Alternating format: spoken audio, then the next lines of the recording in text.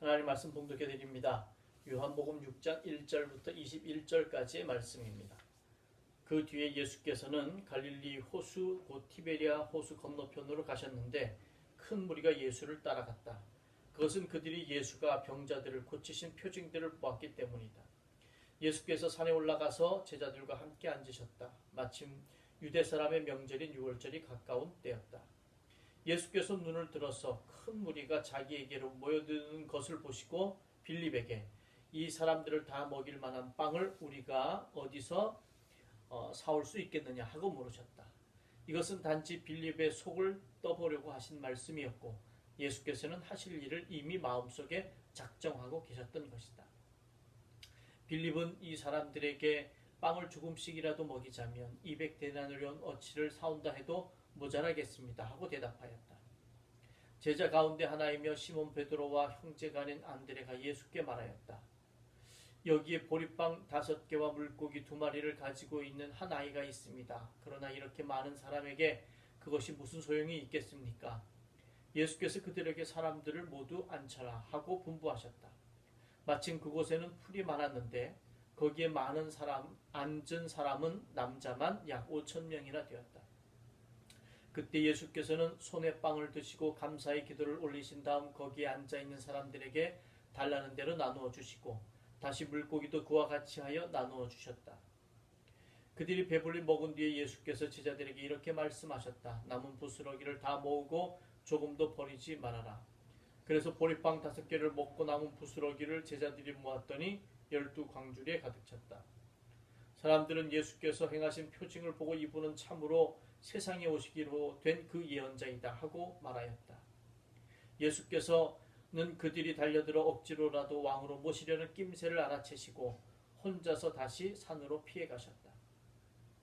그날 저녁 때 제자들은 호숫가로 내려가서 배를 타고 바다 건너편 가버나움으로 갔다. 이미 어두워졌는데도 예수께서는 아직 그들이 있는 곳으로 오시지 않았다. 그런데 큰 바람이 불고 물결이 사나워졌다. 제자들이 배를 저어서 10여리쯤 갔을 때였다. 그들은 예수께서 바다 위로 걸어서 배에 가까이 오시는 것을 보고 제자들은 겁에 질렸다. 예수께서 그들에게 말씀하셨다. 나다. 두려워하지 말아라. 제자들은 예수를 배 안에 모셔드리려고 하였다. 그러나 배는 어느새 그들의 목적지에 가 닿았다. 우리에게 주시는 주님의 말씀입니다. 하나님 감사합니다. 성령 강림 절기 동안 우리는 성령 경험이라는 것에 대해서 주제를 가지고 생각해 보고 있습니다. 성령 경험.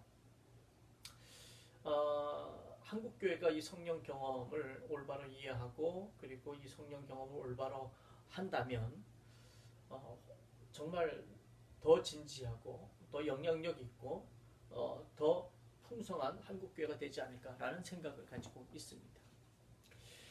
성령 경험을 우리는 70년대, 80년대의 부흥회들을 통해서 방언과 예언과 환상과 통역과 이런 입신과 그런 것으로 생각을 많이 했습니다.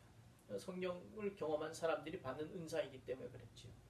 그런데 그것 은사이고 성령을 경험하면 그러면 어떻게 되느냐? 삶이 변화되어야 된다는 거죠. 하나님이 내 안에 머무시는데 그 머무시는 것에 따라서 내 삶이 이전의 이 모습과는 다른 사람의 모습으로 나는 죽고 내 안에 사시는 그리스도 내 안에 사시는 성령에 의해서 살아가는 삶, 그 삶을 살아야 된다는 거지요. 방언을 못해도 예언을 못해도 환상을 못 봐도 입신을 못해도 병자를 치유하지 못해도 내가 성령을 경험하고 내 삶이 이전과는 다른 하나님의 삶으로 변화됐다면 그것은 성령의 경험이라는 이야기입니다.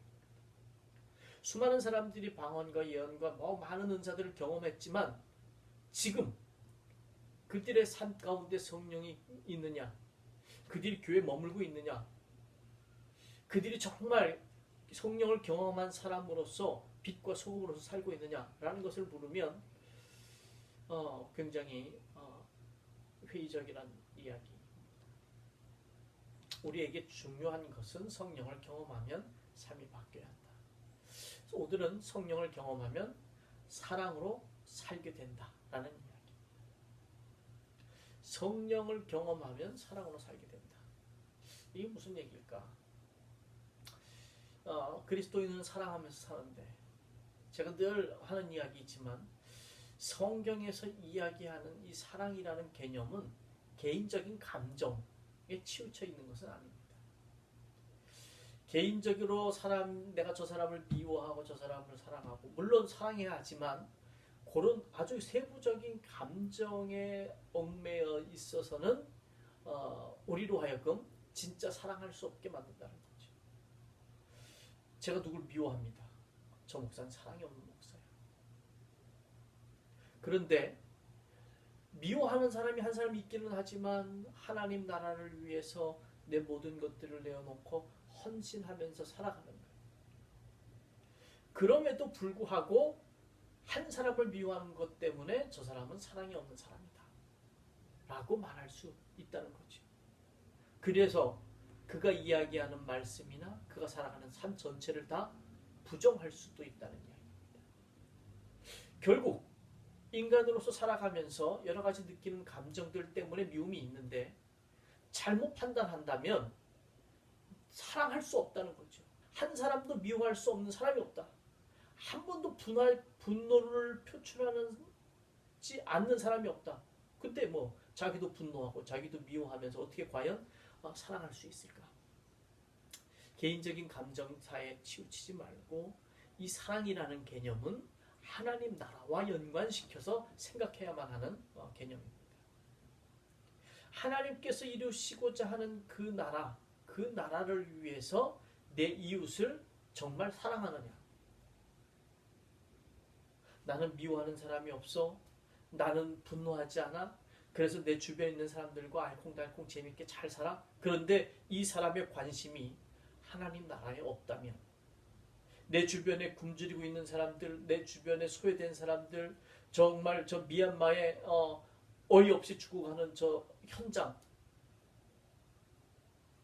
이런 아주 전 세계적으로 아니면 우리나라적으로 여러 가지 아픔과 슬픔에 있는 사람들에 대한 관심은 적고, 그리고 나는 분노하지 않고 미워하지 않고 내 가족과 내 주변의 지인들과 알콩달콩 잘 산다.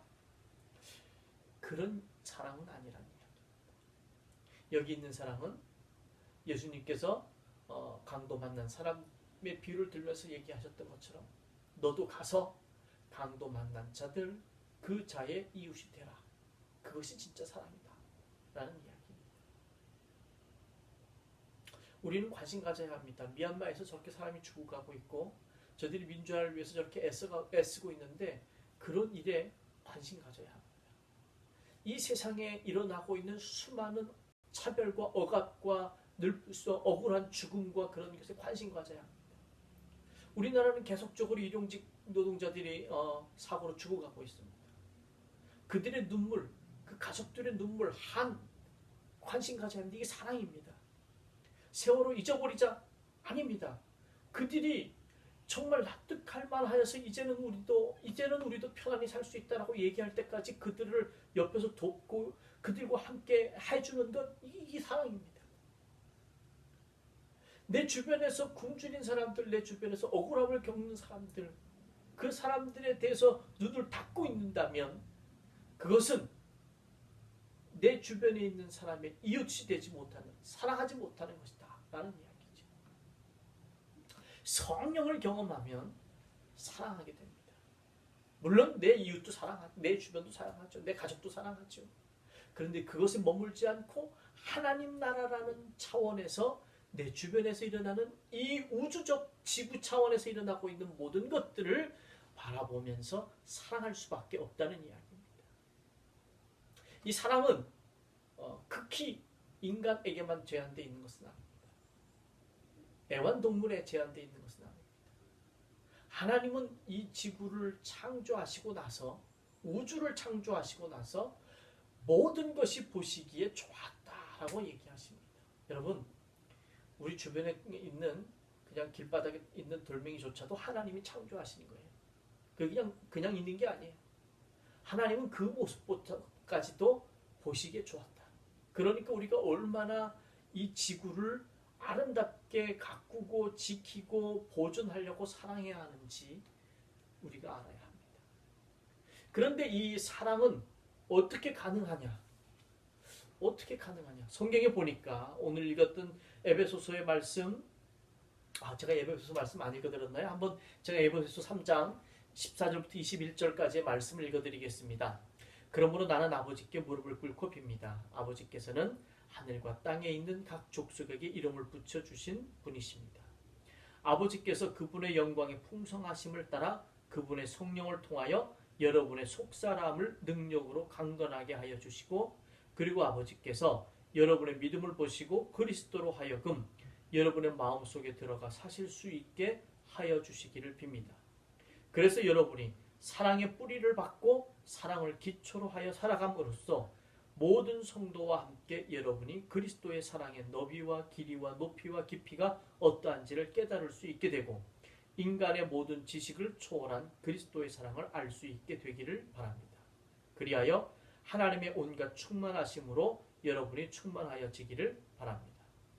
하나님께서는 우리 안에서 힘차게 활동하시면서 우리가 바라거나 생각하는 것보다 훨씬 더 풍성하게 베풀어 주실 수 있는 분이십니다. 하나님께서 교회와 그리스도 예수를 통하여 세세 무궁토록 영광을 받으시기를 빕니다. 아멘.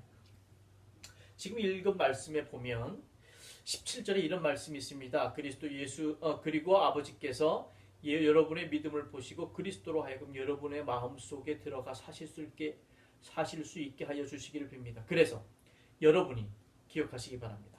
사랑의 뿌리를 받고 사랑을 기초로 하여 살아감으로써, 사랑의 뿌리를 받고 사랑에 기초하여 살아감으로써 18절 모든 성도와 함께 여러분이 그리스도의 사랑의 너비, 길이, 높이, 깊이가 어떠한지를 깨달을 수 있게 되고 인간의 모든 지식을 초월한 그리스도의 사랑을 알 수 있게 되기를 바랍니다. 라고 써있어요. 사랑의 뿌리를 받고 사랑을 기초로 살아갈 수 있도록 하나님께서 우리 마음속에 그리스도가 살 수 있게 해주신다. 그 바로 전 16절에는 여러분 성령을 통하여 여러분의 속사람을 이렇게 말씀합니다. 성령을 경험한 사람이 우리의 속사람이 강건하여지는데 그 강건하여진다는 이야기가 뭐냐면 16절은 그분의 성령을 통하여 여러분의 속사람을 능력으로 강건하게 하여 주신다고 말씀하시는데 이 속사람을 강건하게 하여 주신다는 그 말씀이 17절에 있는 말씀으로 설명하면 사랑의 뿌리를 받고 사랑을 기초로 하여 살아간다라는 이야기. 그러니까 성령으로 우리 속사람을 강하게 해주시는데 그 성령으로 우리가 사랑의 뿌리를 받고 사랑에 기초하여 살아갈 수 있게 해주신다 라는 말씀이지. 성령을 경험해야 사랑의 뿌리를 받고 살아갑니다. 성령을 경험해야 사랑의 기초에서 살아가게 됩니다. 성령을 경험하면 온유해집니다. 성령을 경험하면 내적으로 강인해집니다. 성령을 경험하면 외적으로 겸손해집니다. 성령을 경험하면 내적으로 반석과 같은 그런 흔들림 없는 견고함이 생깁니다. 성령을 경험하면 그런 사랑을 할 수 있게 됩니다. 외적으로는 온유하고 겸손한, 그런데 내적으로는 강인하고 견고한 그런 사랑을 할 수 있게 된다는 이야기입니다. 우리에게 닥쳐오는 시험이 있습니다. 그 시험을 어떻게 할까? 많은 사람들이 즉각적으로, 폭력적으로 그쪽에서 해온 것에 맞서서 그 일들을 해결해 보려고 합니다. 왜 굳이 손해보면서까지 우리가 참아야 하고 왜 우리가 굳이 손해보면서까지 피해를 보며 상처를 입으면서까지 그것을 받아줘야 하느냐? 그건 아니지 않느냐? 그런데 사랑은 오래 참습니다. 사랑은 모든 것을 견딥니다. 사랑은 모든 것을 이깁니다. 사랑은 끝까지 남는 것이 사랑입니다.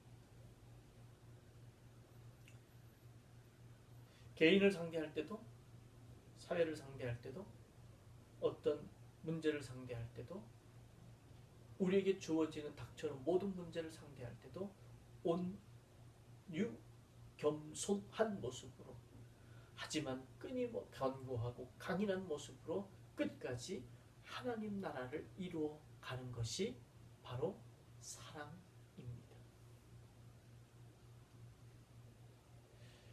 많은 사람들이 되갚기를 좋아해요. 제가 그래서 파송의 말씀을 드릴 때나 중간에 온전함을 위해서 기도할 때나 악을 악으로 갚지 않자라는 이야기를 난 자주 반복합니다. 왜냐하면 악을 악으로 갚는 경우가 너무나 많이 있습니다. 사랑이 아니지요. 개인적으로도, 사회적으로도, 그리고 지구적으로도 모든 것에서 우리는 사랑이라는 것으로 살아야 합니다. 예수는 오늘 읽은 말씀에서 보니까 수많은 무리들이 모였는데 그 사람들에게 떡을 나눠주라, 먹을 걸 나눠주라 그럽니다. 얼마를 살면 좋겠냐, 어디서 살 수 있겠느냐, 빌립은 못한다. 이거 너무 많다. 그런데 안드레가 떡 5개와 물고기 2마리를 가지고 있는 아이를 데리고 와서 이 떡하고 물고기에 있는데 이것이 우리에게 무슨 소용이 있겠습니까? 그런 이야기를 이제 성경에 합니다. 그런데 결국 모두가 다 먹고 12광주리가 남는 역사가 일어나죠. 근데 성경이 이런 말씀을 중간에 해놓고 있습니다. 이것은 단지 빌립의 속을 떠보려고 하신 말씀이었고 예수께서는 하실 일을 이미 마음속에 작정하고 계셨던 것이다. 어떤 일을 작정하고 계셨을까? 왜 작정하고 계셨을까? 예수님의 삶의 모습을 보면 그 예수님의 삶의 모습은 측은지심이라는 것, 이것을 기초로 해서 사셨다. 측은지심은 그냥 사랑이라는 단어로 바꿀 수 있습니다. 예수님께 몰려온 사람들, 그 사람들을 어여삐 보시고 불쌍히 보시고 측은히 보시고 사랑하셔서 말씀을 나눠주시고 병자를 치유하시고 귀신을 쫓아내시고, 그리고 저들의 배고픔조차도 떡 5개와 물고기 2마리, 그것이 어떻게 되었는지가 중요한 것이 아니라 그들을 사랑하셔서 먹이셨다라는 이야기입니다. 예수님의 삶은 그냥 사랑이셨어요. 그래서 용서하라는 겁니다. 사랑하셨기 때문에. 그래서 원수까지도 사랑하라는 겁니다. 하나님을 사랑하고 네 이웃을 내 몸같이 사랑하라는 말씀입니다. 요한은 그래서 하나님은 사랑이시다. 사랑을 하지 않고는, 사랑을 알지 않고는 하나님을 알 수가 없다라는 이야기를 해주고 있는 겁니다. 사랑하는 삶, 사랑으로 살게 되는 것, 이것은요 성령을 경험한 사람만이 할 수 있어요. 이건 좋을 때 사랑하는 것, 그 아무 소용없습니다. 여러분, 좋을 때는 세리도, 이방인도, 죄인들도, 심지어는 우리가 알고 있는 아주 조직폭력배, 아주 잔악한 조직폭력배들도 좋을 땐 좋아요. 문제는 어렵고 힘들고 상처되고 당황하고 그렇게 내게 큰 짐으로 돌아올 때, 내게 큰 화로 돌아올 때 과연 우리가 어떻게 할 수 있느냐라는 문제입니다. 사랑해야 합니다. 내적으로 속사람이 강건해져서 성령이 우리에게 능력을 행사하셔서 우리 속사람을 강하게 만들어 주셔서 사랑의 뿌리를 받고 사랑의 기초에서 살 수 있게 해주시는 그 능력을 가지고 살아가는 것, 그것이 바로 진정한 사랑입니다. 그 사랑은 성령을 경험할 때만이 가능한 것입니다. 사랑하는 성도 여러분, 우리 안에는, 우리의 삶에는 많은 문제들이 닥쳐옵니다. 그 문제들 때문에 우리가 얼마나 힘들고 얼마나 속상하고 얼마나 고통받고 얼마나 상처받는지 모릅니다. 그럴 때 우리 속사람을 강건하게 만들어주신 성령을 기억하시기 바랍니다. 성령은 우리 안에서 우리가 사랑의 뿌리를 받고 사랑을 기초로 해서 행할 수 있도록 날마다 우리를 강건하게 만들어주십니다. 그 성령을 의지해서 날마다 사랑으로 살아나가는 그런 성도들이 되시기를 주의 이름으로 간절히 축원합니다. 기도하겠습니다. 하나님 감사합니다. 오늘 우리에게 주시는 귀한 말씀 기억하게 하시옵소서. 세상은 아버지 하나님 끊임없이 악은 악으로 갚으라는 이야기를 우리에게 들려줍니다. 왜 참냐? 라는 이야기가 우리에게 가장 많이 들려오는 이야기입니다. 성경은 끝까지 모든 것을 견디고 모든 것을 참으며 모든 것을 인내하며 사랑하라고 이야기해 줍니다. 성령이 우리 속사람을 강건하게 하여서 우리가 사랑의 뿌리를 받고 사랑의 기초에서 살아간다면 그 삶은 가능합니다. 예수님은 그렇게 사셨습니다. 그래서 끝까지 참으면서 십자가에서 우리에게 본을 보이셨습니다. 이것이 참된 삶의 길이다. 사랑의 아버지 하나님, 우리가 성령을 경험한 자로서 그 삶을 살아갈 수 있게 하시옵소서. 혹 그렇게 살지 못한다면 하나님 우리에게 성령의 충만함을 채워주시고 성령을 경험케 하여 주시어서 정말 아버지 하나님 끝까지 한 걸음 한 걸음 아버지 예수처럼 견고하게 흔들림 없이 내 마음을 붙들고 살아갈 수 있게 하시옵소서. 그런데 예수는 겉으로 보기에는 온유하고 겸손한 자였습니다. 그의 속이 견고하고 강인했기 때문에 온유하고 겸손할 수 있었습니다. 아버지 하나님 비굴한 것이 아니라 참된 온유였고 참된 겸손이었습니다. 아버지 하나님 우리도 정말 속사람이 강인하여져서 견고하여져서 어떤 상황에서도 온유하고 겸손할 수 있고 그래도 아버지 하나님 내 삶의 의미를 잃어버리지 않고 하나님 나라를 위해서 헌신하며 살아갈 수 있는 귀한 성도들이 되도록 인도하여 주시옵소서. 아버지 하나님 이 한 주간의 그 은혜를 가지고 살아가며 하나님 앞에 돌아와 하나님 내가 이렇게 살았습니다 고백할 수 있는 우리 귀한 성도들이 되게 하여 주시기를 원하옵고 예수님의 이름으로 간절히 기도하옵나이다.